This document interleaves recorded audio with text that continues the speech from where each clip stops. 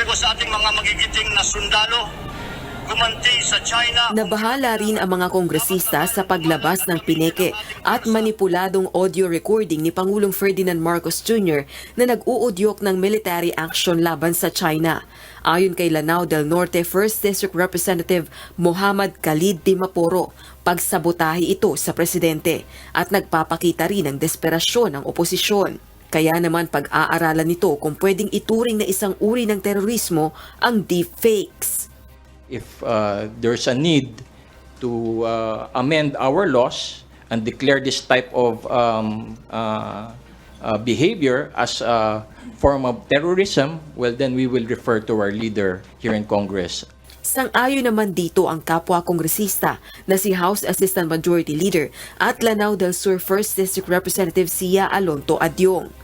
Anya, paglapastangan ito sa karapatan ng mga Pilipino sa tamang impormasyon. Yung ganitong klaseng mga tao, not only sabotaging the president, but it disrespects each and every individual Filipino.